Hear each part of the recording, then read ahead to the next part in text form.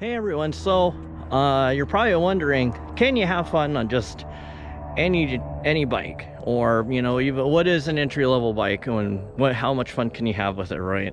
So of course I've got the neighborhood GT Aggressor bike I'm taking on quarantine, and plan B, actually just all of the Silkworm Trail here in Renton, Washington.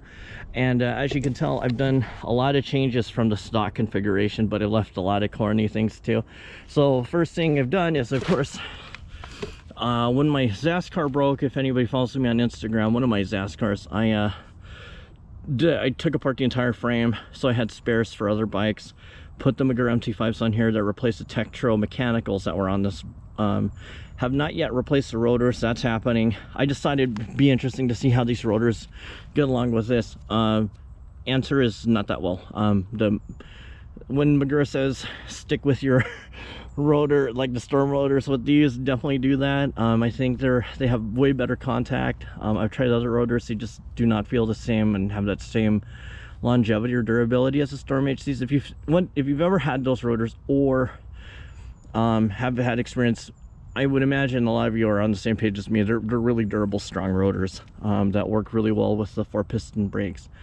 Another thing I've done is on eBay, I got this SR Suntour fork for about, all in all, $40. It was a takeoff new fork. The problem with this bike is I'm limited to how much I can upgrade it. So it's got a straight 1/1/8 head tube, so I can't use I can't use really any of the tapered forks. Finding a straight 1/1/8 for 27.5 that runs a quick release, it's becoming more rare these days, and Suntour's like one of the only ones in the market, because obviously the stock forks on a lot of these budget mountain bikes happens to be an SR Suntour, which is perfectly fine. This is a SR Suntour XCR. It is a coil sprung fork. It is not air. There's no rebound adjust. It is literally like this little hex key on both sides. A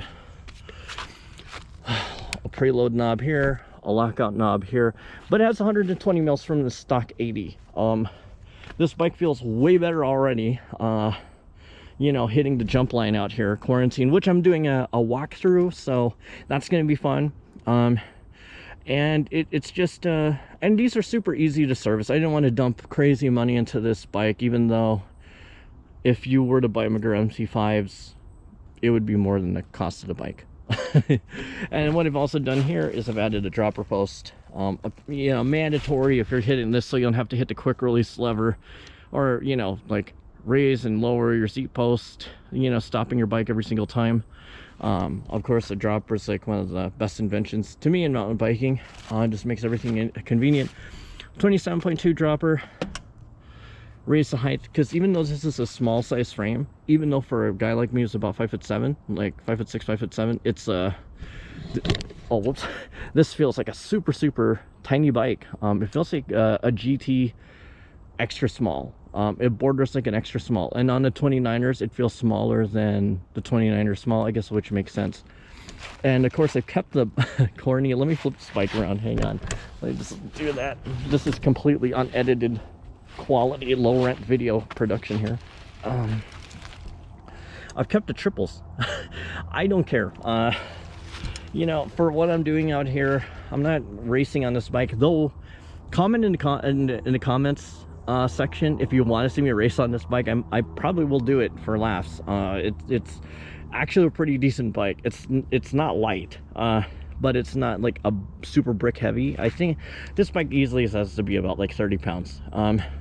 I might go fancy and get I have a spare Chris King 1/1/8 headset, so might upgrade that, who knows. But anyway, doing that, and of course because I have the front shifter down here, this P&W lever's got to be set this way. It's not that big of a deal. Like, it actually feels fine, because there's those other levers that they're flappers like this on the top too. So the only problem is when I'm trying to shift on this bike, I'm actually hitting the dropper lever, and then when I lower a gear, I end up lowering the seat. So I've gotten used to it. I think I mastered it finally. Like, I don't confuse them. And this is like a 3x8 drivetrain. When one of these components goes,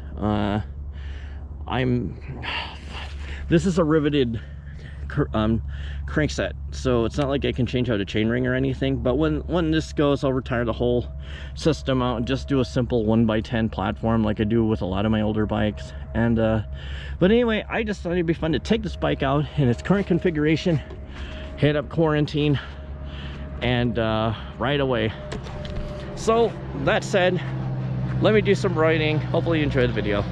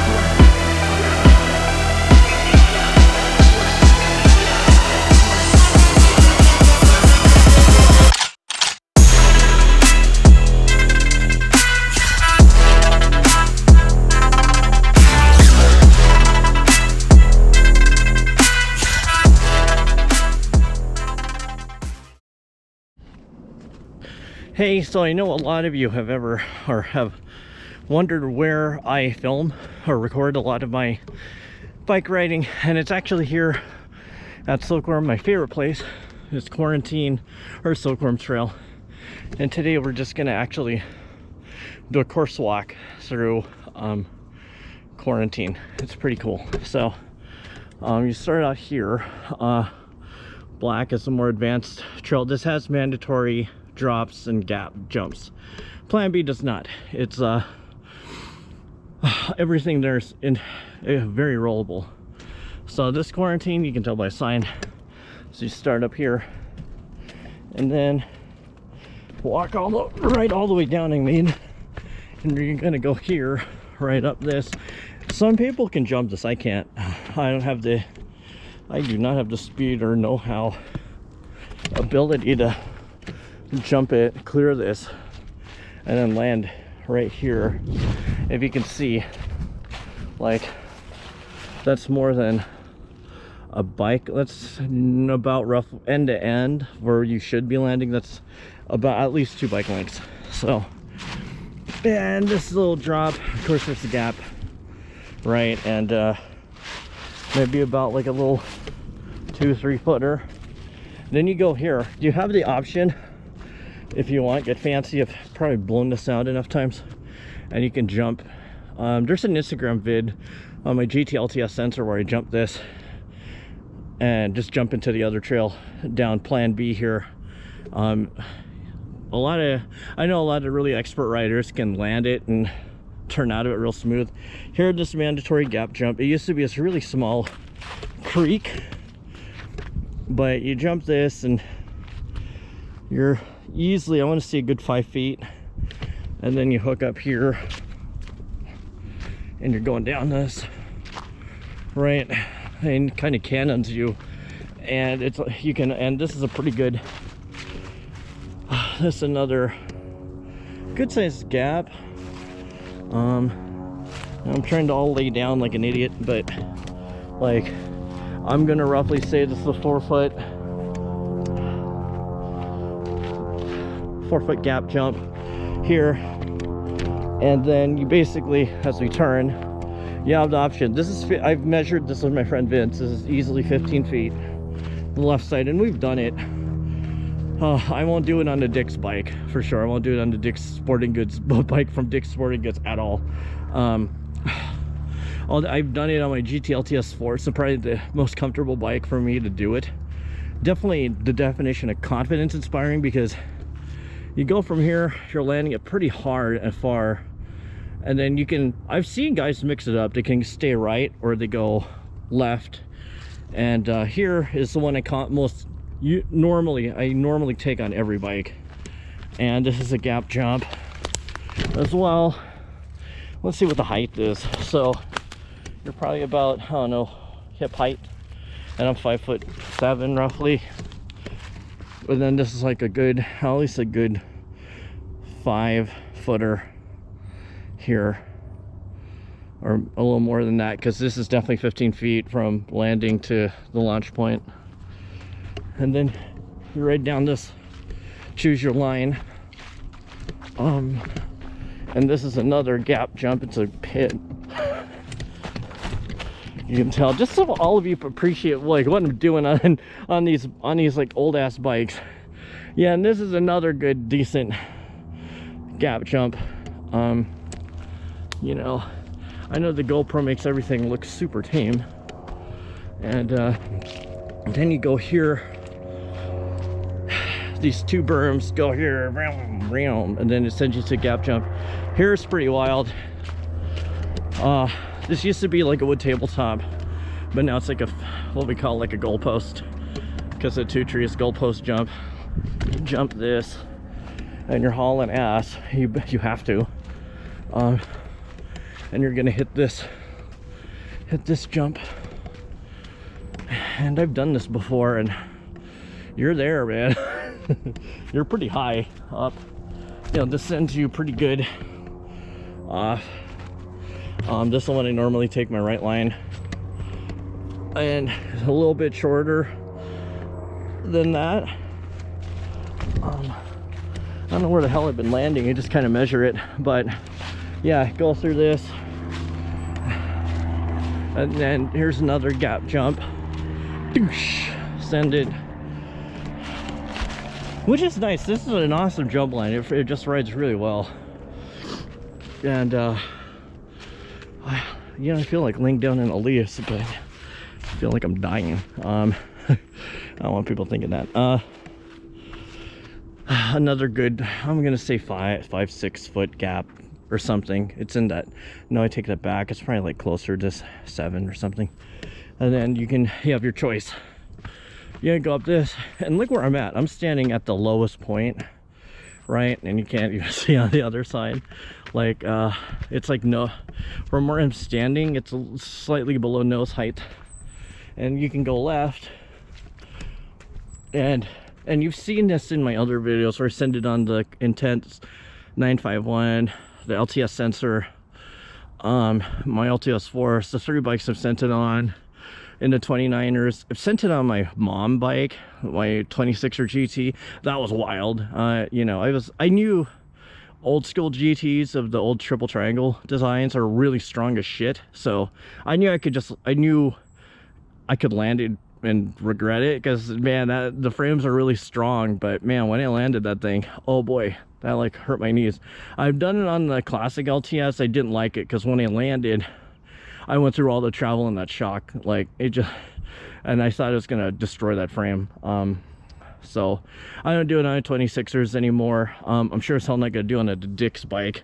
I've entertained it quite a few times though, and because it rides really well. But I think hardtails is out. This is a good size gap if you get in here. Check this out. Like, oh good lord, I can sit in here. I'm sitting, you know, and like, whoop, and right there, and that's tall. And then of course there's this little baby gap jump. It is literally like you're jumping like a stream in your backyard or something. This isn't anything. This is like, I don't know, there's no good measuring, but it's almost like arm length. It's almost arm length. Then you, damn camera, then you just go here and then exit out. So that's really like all in quarantine, and it loops, and you just go back and repeat. So when I'm making videos, it's pretty fun, because you know, like I don't have to double back on the same trail. I just keep doing laps on my favorite jump line and testing it out. I mean, this is no doubt, I've seen dudes, I'll have some b-roll, because there's a guy who's exploring the jumps, and he's like on a pretty good full suspension bike. It sure as hell ain't no sure as hell isn't a GT Aggressor Pro from Dick's Sporting Goods that he got for free. But you know, like, it just comes to tell you how advanced these trails are. I don't know if this even gives you a better appreciation. Like, that's the lip of that jump, and that, you know, I don't know how it shows up on the camera. That's why I'm like doing it this way so you can see where the gap is. But it's an awesome, super fun jump line. Actually, Tapeworm in Renton is a really fun trail to ride, even if you have like a gravel bike or something. I think you can easily get away with it on a gravel bike. So I've done it before. I've actually ridden a gravel, or yeah, I've ridden a GT grade out here. Not on the jump line. That would be scary as hell, I think, because, oh man, I think I'd break that frame. But on the most rollable parts you can. But anyway, that's the walking portion of quarantine. I thought it'd be fun. Hopefully you enjoyed the video of me riding the Dick's bike on this trail. And if you have any questions, drop them in the comments box and stuff like that. And as always, thanks for watching, and hopefully I'll put another video that you will also be entertained by. All right, peace out.